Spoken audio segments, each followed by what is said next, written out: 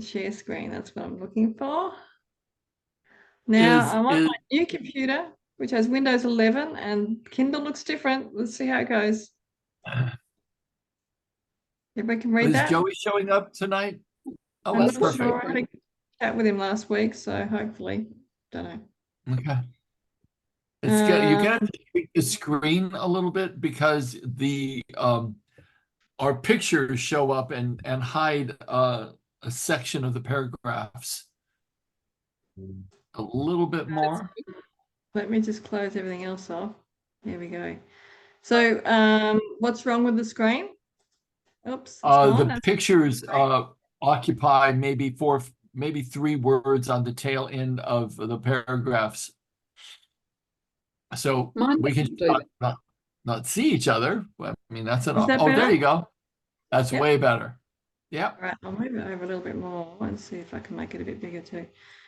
So now this one scrolls as well, so I don't need to keep trying to fiddle with it. Look at that.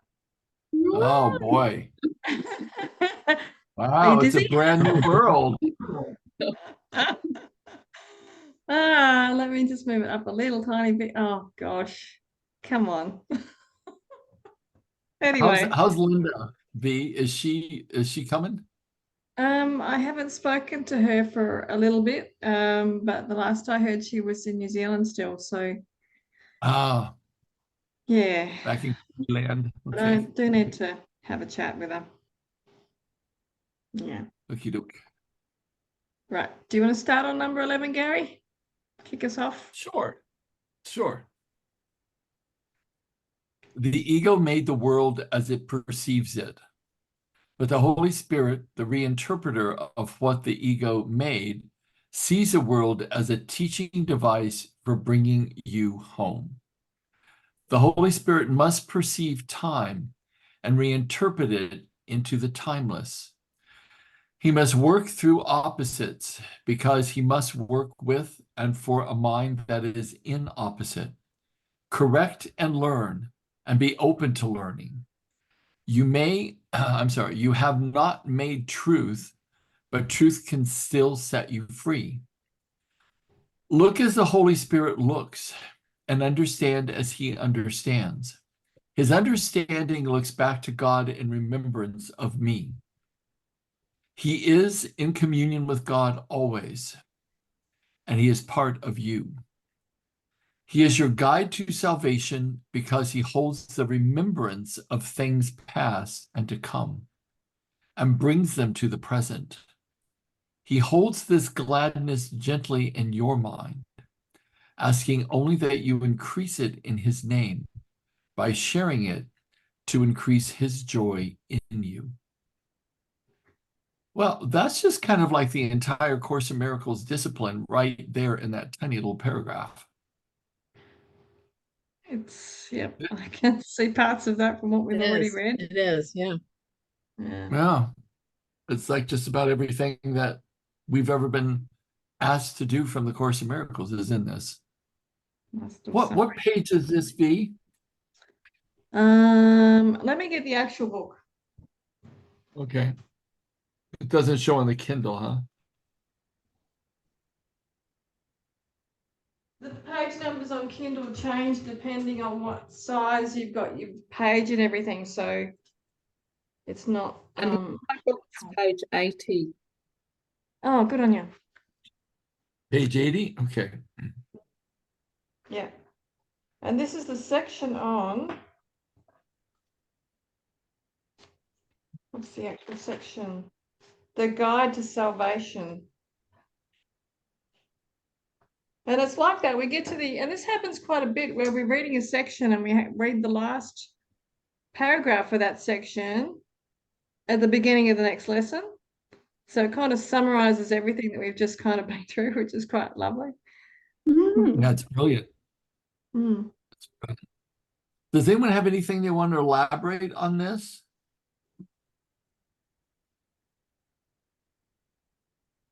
There's one particular. I was just going to say, I wanted to ask a question about correct and learn and be open to learning. Correct. like make the corrections in yourself? Is that In your perception.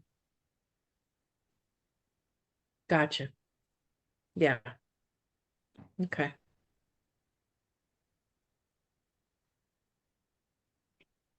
What I really loved was the ego made the world as it perceives it.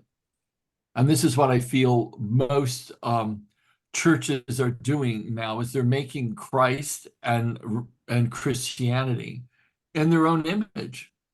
As they perceive the world to be, they kind of morph the Bible into it to reinforce their perceptions. And then the Holy Spirit is a reinterpreter of what the ego made and sees the world as a teaching device for bringing us home. I absolutely love that. I've had this philosophy that all the heartache, all the pain, all of that is about honing our own selves to want and desire nothing other than God. And the pain, of course, whatever we're experiencing and it's painful or empty, is one of the best teaching devices there is for just wanting us to want nothing but the love of God. So I just love that sentence. Sees the world as a teaching device for bringing you home.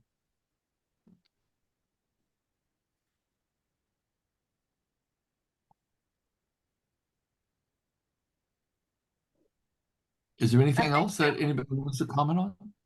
Yeah, I think reading this Course of Miracles and this paragraph as well just kind of hits home for me that why do we take everything so seriously on this planet?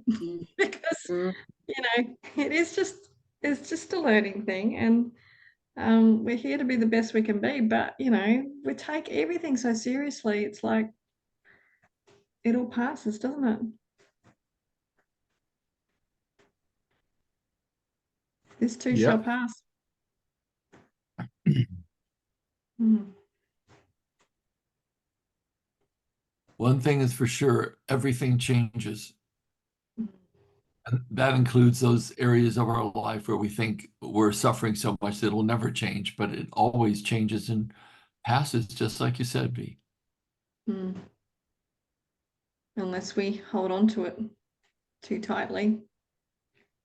There are people who have identified so much with their pain that that becomes their identity. And without it, they do not know who they are. So they struggle or resist any kind of change. And they stay very solidly locked into the victimization of their narrative. And that is where they will stay until they don't. Mm. Yep. It's all permanent until it isn't. Who wants to start us off on teaching and healing? Paragraph 1. Uh, Shall I read that one? I'll read that one. Seems to be the pattern. Carrie than me. Okay. Teaching and healing. What fear has hidden still is part of you. Joining the atonement is the way out of fear. The Holy Spirit will help you reinterpret everything that you perceive as fearful and teach you that only what is loving is true. Truth is beyond your ability to destroy, but entirely within your ability to accept. It belongs to you because, as an extension of God, you created it with Him. It is yours because it is part of you, just as you are part of God because He created you. Nothing that is good can be lost because it comes from the Holy Spirit, the voice for creation. Nothing that is not good was ever created and therefore cannot be protected. The atonement is the guarantee of the safety of the kingdom, and the union of the sonship is its protection. The ego cannot prevail against the kingdom because the sonship is united. In the presence of those who hear the Holy Spirit's call to be as one, the ego fades away and is undone.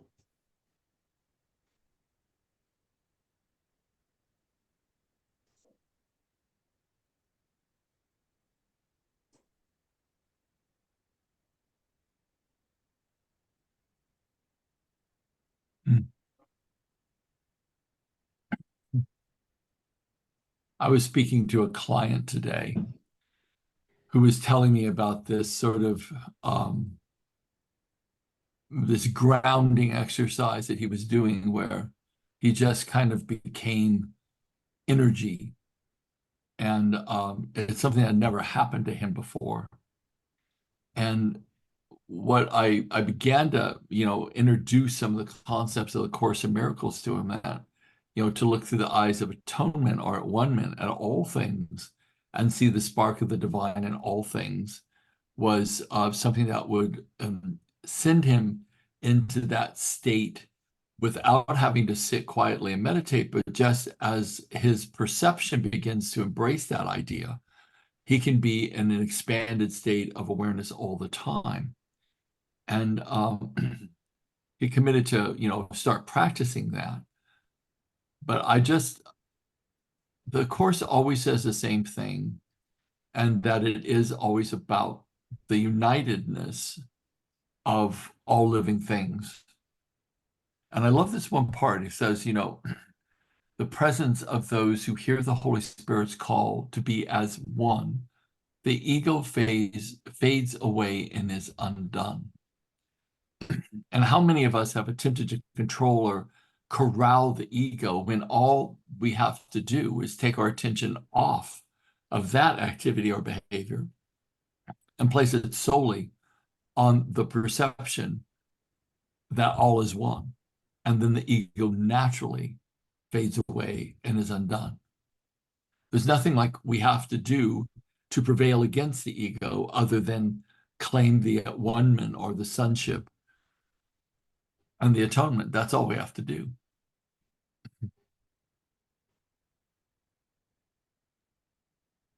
Yeah, I I kinda think that wonder- has to be like one of my favorite lines, that last line at the end.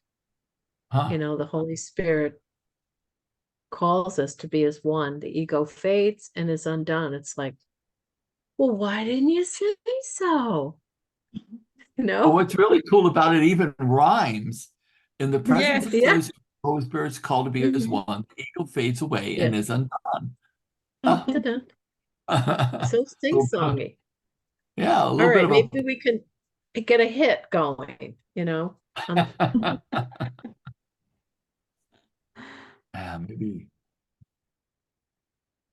Anybody else have anything you want to share or expand on or say? You're muted, Wendy. I did that because sometimes my cats are going off. That's okay.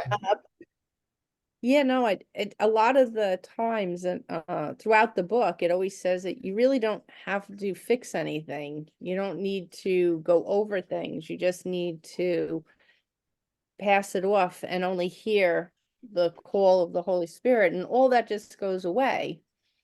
And I think why sometimes we think we're having difficulty with it is it's the fear is hiding the weakness of the ego. So the ego hides in fear. So when because you're frightened, so you don't go forward with sometimes this, the things that you're thinking because you're afraid of how you're feeling about things. And as of late, not that I'm in fear, but as I'm getting more and more into the book and really studying it in depth, I'm finding these little picadillos popping up every once in a while that I have no explanation for. Like, why am I feeling this way? And the only thing I could do with it, which is probably the ego's undoing, is I just say, you know what? God, Holy Spirit, you take this. I have no idea what to do with it. It's I don't even know where it's coming from. You just take it. And I find that it tends to just dissipate after a while. And I think that that's what that first sentence says to me. Mm. Well, the ego is the ultimate form of separation, because when you feel separate, you're afraid. And if you feel like you are separate, you create protections, you wall yourself against others, and you generally project your fear onto others, and then the spiral begins. Whereas atonement is literally the only counter to the separation that the ego creates. And it's all perceptual. That's what just trips me out. It's always perceptual. And in any moment, we can choose to change our perception, therefore change our emotional state, and therefore change what we're identifying with. And it's all about that choice to see either oneness or fear and separation through the eyes of the ego. Yeah. And what I love, going back to that one line that I thought was so great, in the presence of those who hear the Holy Spirit's call to be as one, the ego fades away and is undone. And that, I think, is just so beautiful and simple. Gang, I wanted to share something with you that happened to me. Just wasn't a big thing, it was just a little tiny thing. But I remember, where was I? Oh yeah, I was in South Dakota, at Sioux Falls, South Dakota, at this thought leadership council of thought leaders from around the country and from Canada and Australia. And they invited me to join. So I went to the live event. And I was with a whole lot of strangers that I just, I didn't know. A lot of them were very famous. A lot of them were very educated. And I thought, what am I doing here? And I had this sense of, what am I going to say when the mic's passed to me? And these people are, I'm triple PhD in this, and I've created a movie with, Dennis Quaid's the star, and I'm doing this project over here, and I'm thinking, okay, well, all that's great. And I started feeling very separate from. And then I asked my higher counsel, I said, higher counsel, you just get to take this on. You get to come through me. And what immediately came was my metaphor of the glass of milk. How our soul is inherent within ourselves when our minds become still, just like cream is inherent in milk that rises to the surface when the milk becomes still. And when I spoke that, literally everyone in the room stopped and listened intently, because I was beginning with a metaphor for the subconscious mind. And then I talked about, this place of atonement and service.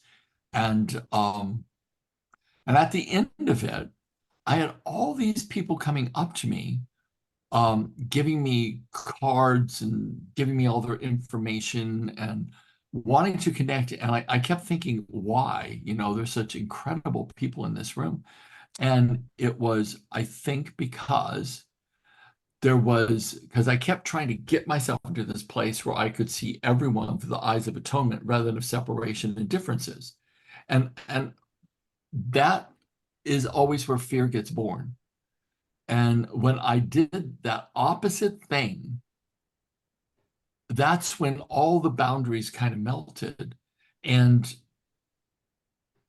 I felt completely safe, and I felt completely like at one with people. And that came through. So I just wanted to say that, for all of us, wherever situations that we find ourselves where, we start getting fearful because we start judging ourselves, we judge others.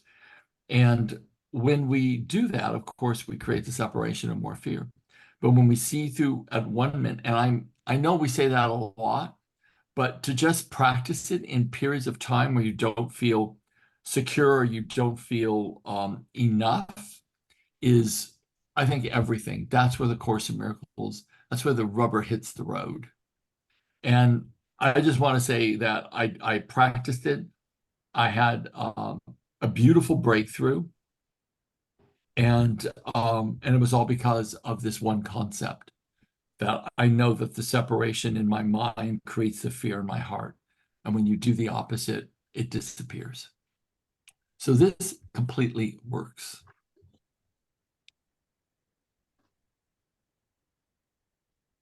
Who'd like to read the Jane? next paragraph? Yeah, I had a question for you, Gary. One of the quotes in the Course in Miracles that I remember most when I first started reading it, bits of it years ago, was whatever is wrong with a relationship is what you yourself are not putting into it. So it almost sounds to me like you simply put yourself into the moment, and there it came. It blossomed. It was given life. So Well, I don't know. I'm almost seeing a little bit of a correlation there between, there is. even though, yeah, I surrendered it past my ego, yeah, past yeah. trying to figure it out. I surrendered it and asked for that power to work through me, to speak Mm, through. And that beautiful. was the difference that actually made the difference. And quite frankly, I became fearless at that moment. I don't know how you guys feel when you're Yeah. sitting in a circle and they're passing a mic, and the closer it gets to you, the more nervous you get. I just so Mhm. dislike that. And I've spoken in front of thousands of people, but when that little scenario happens, I know what it is. It's trauma from when I was a little boy and I had to sit in those horrible reading circles and they'd pass the books and I would start stuttering and sweating. It was really hard for me. Mhm. And so it was bypassed, nullified, and made to be an extraordinary experience just by surrendering it over. So, testament to the power of the Holy Spirit, or whatever we choose to call it. God in action for me.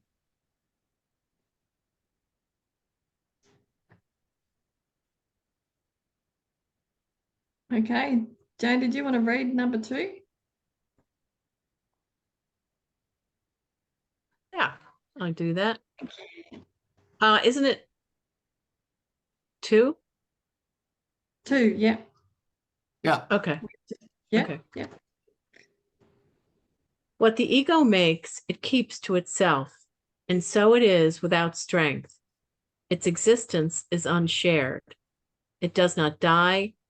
It was merely never born. Physical birth is not a beginning. It is a continuing. Everything that continues has already been born. It will increase as you are willing to return the unhealed part of your mind to the higher part, returning it undivided to creation. I have come to give you the foundation so your own thoughts can make you feel really free. You have carried the burden of unshared ideas that are too weak to increase, but having made them, you did not realize how to undo them. You cannot cancel out your past errors alone. They will not disappear from your mind without the atonement, a remedy not of your making. The atonement must be understood as a pure act of sharing. That is what I meant when I said it is possible, even in this world, to listen to one voice. If you are part of God and the sonship is one, you cannot be limited to the self the ego sees.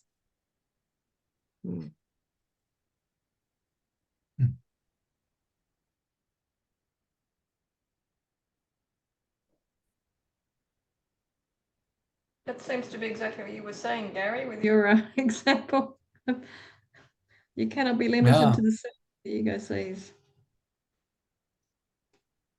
And Yeah. in the sharing, you've created something for other people as well. And we all do that when we actually share something worthwhile, I think.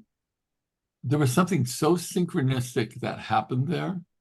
Would you mind if I shared it? Because it just shows how everything is so destined to be. there was one woman, well, there were 3 people that were in my hotel that were involved with this, and I was the only one with a car, so I just offered everybody rides every day to and to there and back from there. And the last day, there was this woman from Canada, very high level consultant, and she was like, "I'm here. I'm trying to get a ride home on a flight back earlier because my mother's dying in hospice." And I knew she was going to die. Somehow I knew she was going to die. And I said, well, if she passes today, just know that it's the perfect timing.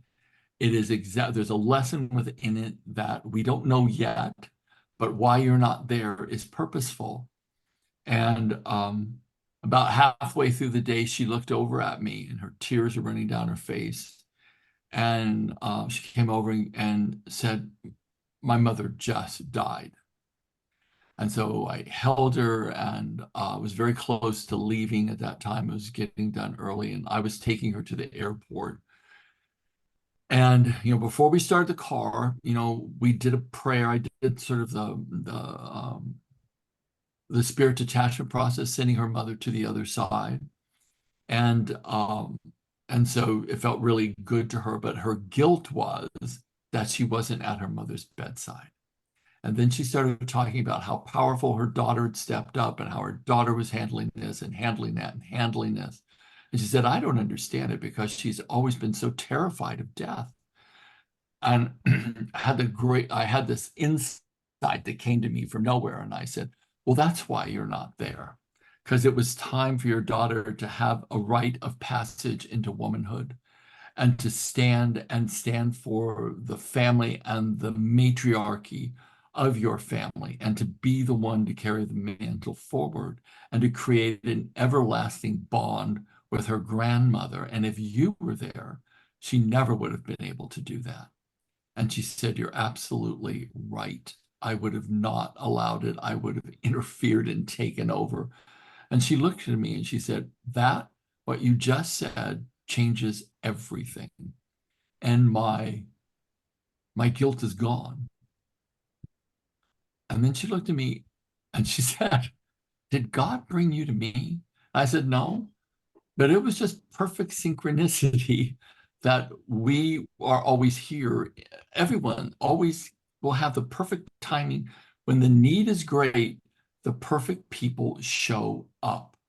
And I firmly, unwaveringly believe that if we ask for it and we need it, and we are doing our best to live in alignment with the principles of atonement, miracles happen that are so bloody synchronistic, it's not even funny. So whenever we think we're alone, we are not alone. The harder I like to say kind of the harder the seeming fall, the more cushioned the relapse, because we're always given grace so we don't crumble. Always. I love that, Gary. Thank you for sharing that. That's really tremendous. What happened, but I have to correct you because I feel like God did bring you to her and she to Probably. you. And I mean, Yeah. yeah. So that was a holy It was a moment. whole instant for sure. She even said to Yeah. me, she said, out of all the people I could be with right now, I'm with you. And I'm so grateful for that. And yeah, she's just a special lady. Mm, And when we parted at the amazing. airport, I knew I'd probably never see her again, but I thought it was a perfect amount of time. The perfect action happened. And it was the perfect length of time for this snapshot of a relationship. It was a beautiful thing. I felt And to blessed. think that something so profound can happen in that little bit of time. What does that tell each and every one of us? Yeah. That yes, we say, well, I'm only one person. Aha. However, right? So Well, that's You know, Thank you. we are only one person, but when we align with this Mm. sacred power inside of ourselves, we become unstoppable. And I mean that not like, oh, Tony Robbins, I'm unstoppable, but we become unstoppable in the ability to love and and change the energy of things to help Mhm. people just with our alignment. Because I felt so aligned when I was with her. Like I just felt like this river of grace was coming through me. And I really felt like right now, I feel like I could move mountains, not because of me, but because of the alignment to something way sacred. Um, and I know each one of us can do that. Yeah, Each one of us. so So true. when we get afraid, and you know, we all do, when we get afraid, if we just stop ourselves from going down that sort of neurological pathway of this repeating narrative that we'll make up about how we're separate and we're alone or whatever we make up, if we just go to looking around us and noticing the divine in all living things and calling forward that power within ourselves, we change. And the energy around us and the words coming out of our mouths, it all changes. But for me, it's a practice. It's not something I can just do on the fly. If I don't practice it, it's pretty hard to resurrect it. But if we start to practice this, what the course is telling us, and we do it in repeating places in our lives where we have fear, we have uncomfortability, that is when we get stronger. And I think that is when we feel like we're in the safety of the Holy Spirit. So I'll shut up and quit talking. Let's go on. Well, I've got my saying for the call from what you've just said, Gary. So thank you. You're welcome. I got mine too. Who wants to read number 3? We've got some people. Now my screens, I can't see everybody. Hi, Carly, Joe, Kasha. So you guys are here now. Thanks for coming. Who wants to read number 3?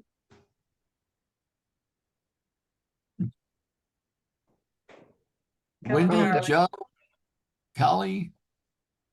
Carly's got a where's one to unmute, so off you go. I'll do it. Okay. Every loving thought held in any part of the sonship belongs to every part. It is shared because it is loving. Sharing is God's way of creating, and also yours. The ego can keep you in exile from the kingdom, but in the kingdom itself, it has no power.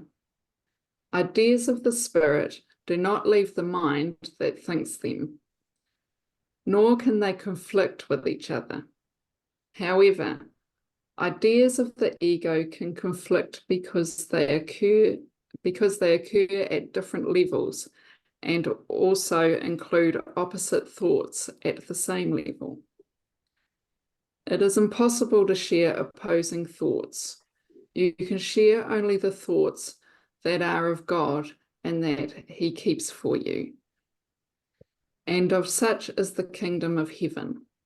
The rest remains with you until the Holy Spirit has reinterpreted them in the light of the kingdom, making them too worthy of being shared. When they have been sufficiently purified, He lets you give them away. The decision to share them is their purification.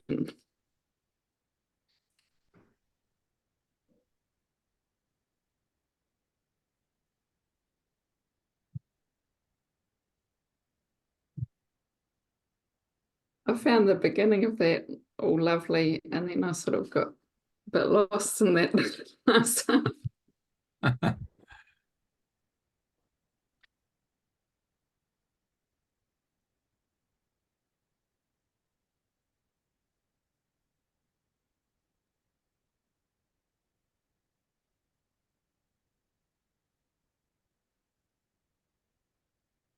I don't feel I share enough.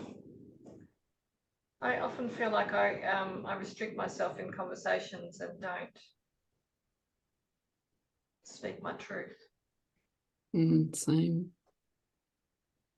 If you were to look at that, what would be the underlying emotion that would be driving that? That sort of I think that what I say is not important. What I want to say is not important, so I don't say it. And that doesn't happen here. I always speak up here, and it's happening less and less. I certainly used to do that a lot. I used to be quiet rather than speak. because you have a lot of wisdom, V, that I mean, you've grown by leaps and bounds since I saw that ran across this picture of the practitioner certification you were in with your ex-husband. Mhm. Remember him? And it was Tim. like, God, he's just grown by leaps and bounds who you've become since then. Yeah. Yeah, So- you have a depth, darling, that needs to be shared. And the more you share it, regardless of the outcome, you're kind of sharing this beautiful thing that you've got, and you've got wisdom, I think beyond your years. So I would start sharing yourself in the most appropriate way, of course. Thank you. And I'm sharing that because I don't think I'm the only one on this call, let alone, around the Yeah. planet. With you there, V. Who was Is that, that Joe? Joey? What did you say? Hi, I popped in. Yeah, I'm with you there, V. I struggle with sharing my voice. I feel Yeah. like it's always tough to pop up and say what I need to say, and I got these issues where if I get cut off so many times, I take it as a sign that what I need to say is not meant to be heard or not ready to be heard. So I stop pushing so hard to speak my mind sometimes, and I know that's not always a good thing, but it's one of those struggles I'm working through. You know what would be a really great exercise on that, Joey, and envy, that if that ever occurs, then go into the atonement and connect to the oneness of everyone around you, seeing that there is the same animating force that is, the essence of them is the essence of you, and stay in that state of appreciation of the oneness. And then the ego fades, the fear begins to fade. And then I think you find your voice. Not only do you find your voice, but I think you pave the way for people to soften in order for you to have your voice and share what you want to share. So that may be another approach that you could take, is to connect in to the sameness rather than the differences. And then our ego begins to fade. And we find more strength. That is so true, Gary. And I think that's exactly why I share more than I used to, because my sharing was coming from ego. I know better, listen to me, feeling that disconnection. Whereas now, especially with you guys here, it's just, we are all just one. We're all on the same journey, and we're all sharing with each other and growing with each other. So yeah, it's a matter of spreading that out to more people all the time. So I think when we feel that fear, that's when we go into choosing to see the atonement. And if we do that, our fear will fade. It's finding the connection with someone even in the middle of an argument. Yeah. It's not easy to do, but I think that that's the only way out. It is the only solution, is to do that exact act.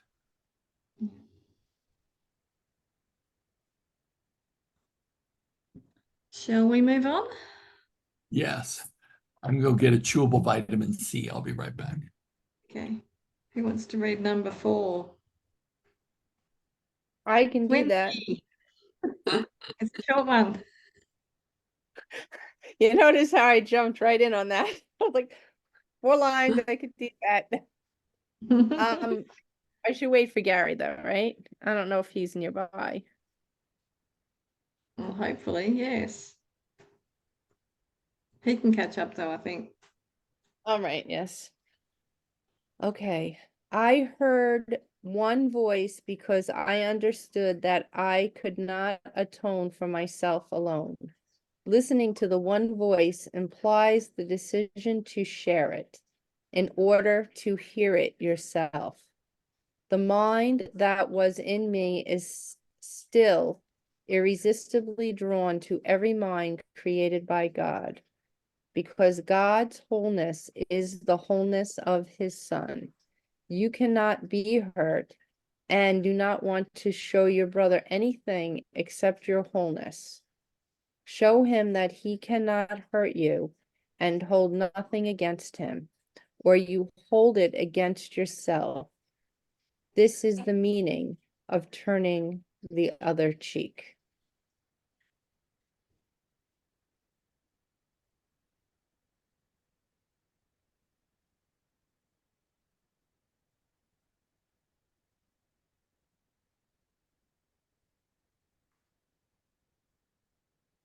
There's a lesson there. Listening to one voice implies the decision to share it in order to hear it yourself.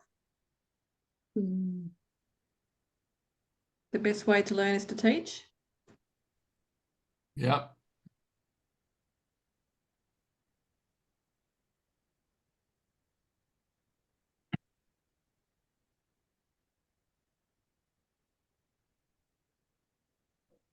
I kind of really do get this paragraph because I've had times where I've been in situations where people were really super upset.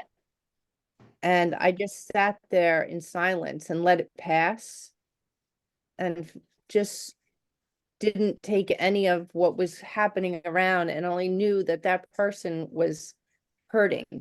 That was it. They were expressing something and I held space for them and it just passed and it went away as if it never even happened.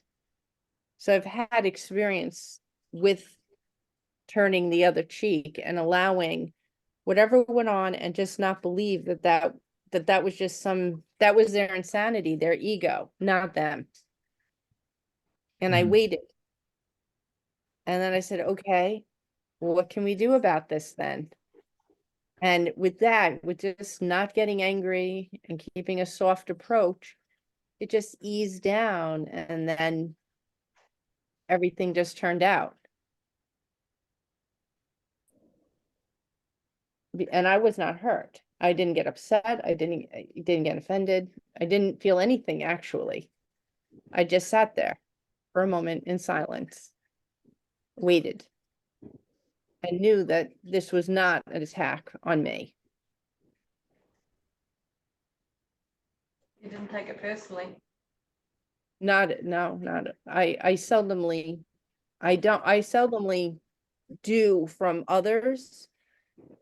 More so my journey's inward these days, which is really where it's supposed to be in the first place. So I know that that's some of the stuff I'm working out coming to me because everything's a mirror, right? And in sitting in silence, I was able to let the ego just have at it for a second. And okay, let's see where we go from here now. And I was calm. So that was a good moment. So I really did understand this.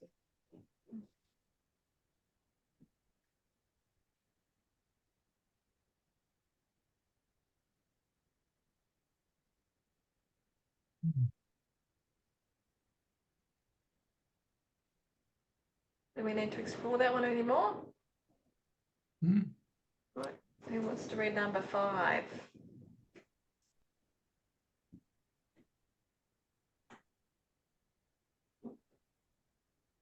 No one's going to put their hand up. I'll do it.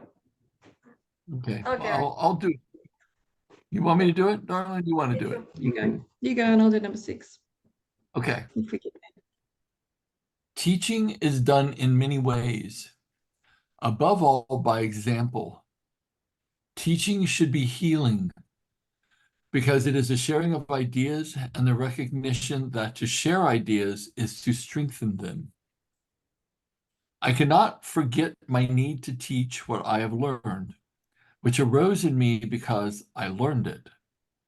I call upon you to teach what you have learned, because by doing so, you can depend on it. Make it dependable in my name, because my name is the name of God's Son. What I learned, I give you freely, and the mind that was in me rejoices as you choose to hear it.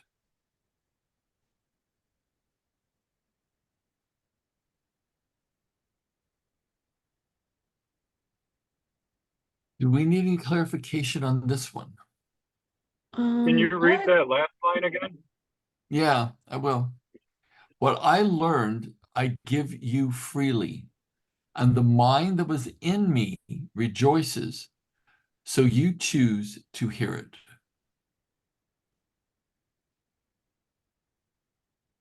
That's beautiful. I love that. Yeah, me too.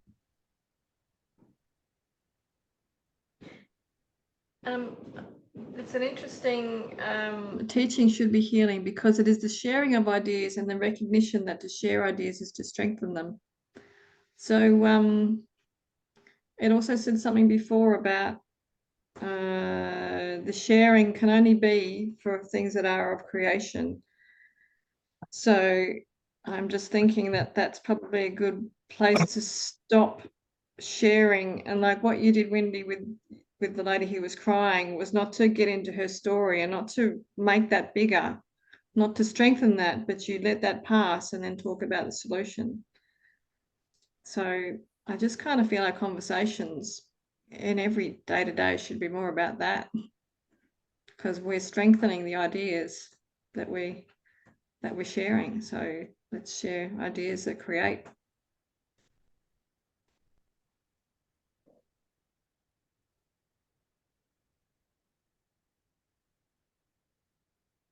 Well said, V. I'll go ahead and read number 6. Or I've already read, haven't I? Oh, You have no, someone already else. read. I was going to let you go, but I'll do number No, 6. no, I do not need to read. Who else wants to read? I'll read that one, unless someone else wants to. I'm so No, dingy. I I don't can't see any believe it. hands.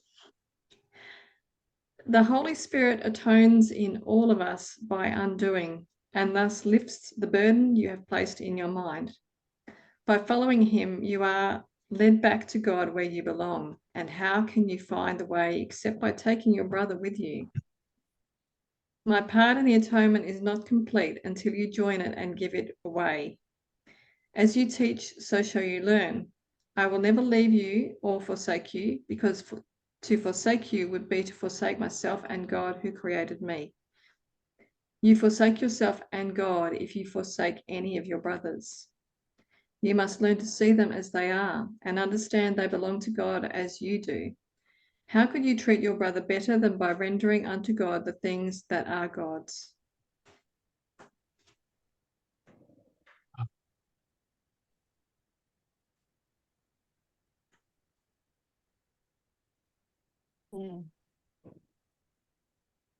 Is this kind of alluding to your favorite phrase from this, Gary? We walk into heaven with the hands of... Yeah. Can you repeat that, V? What is the saying? I'm trying to remember how Gary We said walk. walk into heaven You with the walk hands of your... you walk hand in hand into heaven with your brothers and sisters, which simply means when you stop judging one another and you stop condemning and evaluating other people, then you have the capacity to enter into a state of atonement. But all the judgment creates separation and fear. So as long as we're judging others, we're in fear and we're separate. And the only way to actually get to heaven, whatever that is it's always going back to the atonement, is to walk hand in hand with your brothers and sisters. And that way you have a sense of oneness.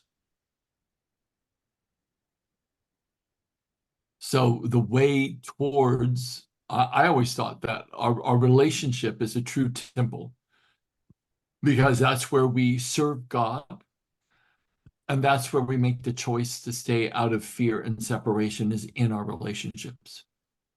So I always think relationships are the true temple. How we treat one another is how we treat God. And I think that means in word, thought, and action, but definitely thought and word, which then eventually develops into action. But if we just think about what we think about all day, it's like, how many times do we condemn something or someone during the day in our minds? I mean, I'll own that one. I do it less, but I do it. Especially if Trump comes on the telly, I'm like, oh, the judgment wagon's like running down the road there. And it has to be shackled.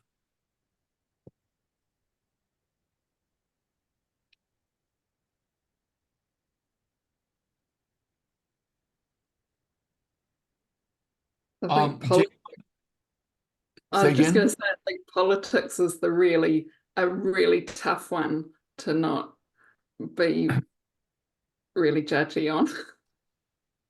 Well, the place I've gotten to is that there's a divine plan, and whatever that destiny is, it's already set. I'll do my bit. I'll go vote. And the divine plan's in place already, and the destiny's already set. And I can only do one small little tiny thing, and I will do that. So my opinion of whether it's good or bad is actually futile, because I can't see the future. And as a consequence, I can't see the long-term effects of something that might be, in my opinion, so not great, but it may be great, for all I know. I don't know.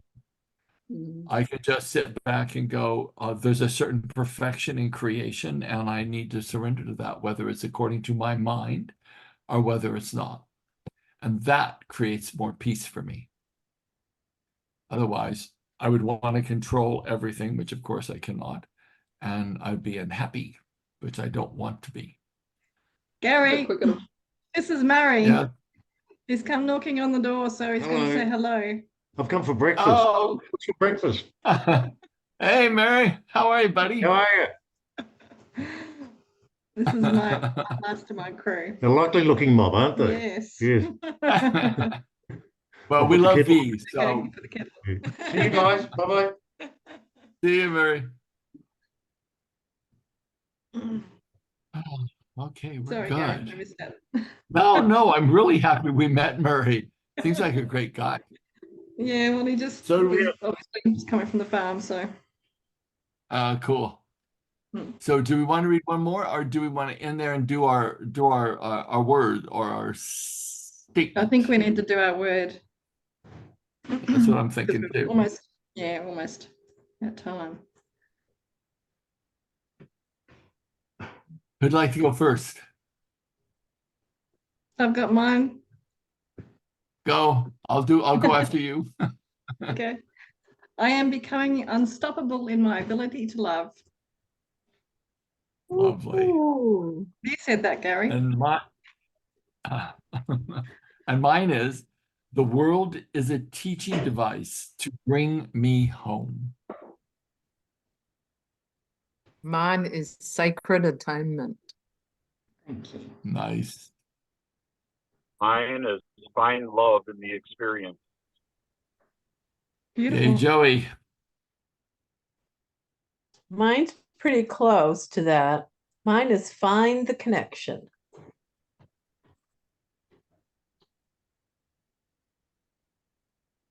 I've got another Gary quote. How we treat one how we treat one another is how we treat God. I have as you teach, so shall you learn. And I also I put in other words, like you could say, as you give, so shall you receive. And you could use as you forgive, so you are forgiven. So they all kind of work. But my big takeaway for today is the judgment wagon is running down the road, needs to be shackled. I'm taking that with me. I'm keeping that one. I love that. That's a great You win. shared it. It's gonna grow. Good. Cassia, do you have your sound working yet? And do you have a word or statement you want to say that you took from tonight? I came kind of halfway down, so I am not going to vote from being here full time. But I really like what. I love always what Wendy says, but today I'm going to say I really love that short sentence that Joe has shared. Could you please share that sentence one more time, Joe? Find love in the experiences. Beautiful. Yes, I love that one. Thank you so much, Joe. Thank you, Kasia. Beautiful. Gang, Okay. we're calling it a wrap. God bless you all. It was very cool to be with all of you. And Joey, turn on your camera unless you have your hair in curlers. Oh, Oh, you're driving. ready. Yeah. Just wanted to see your bright, shiny face. Nice. All right. Thanks, Joe. Okay, My hair's gang. still pulled back from robotics, so Oh, cool. I'm glad you joined us. Thanks so much for coming. Don't make me hunt you down, Joey, because I will. I might enjoy that. I miss your company, Gary. Okay, gang. God Bye-bye. bless you all. We'll see you next Tuesday, okay? Everyone. Bye-bye. Bye.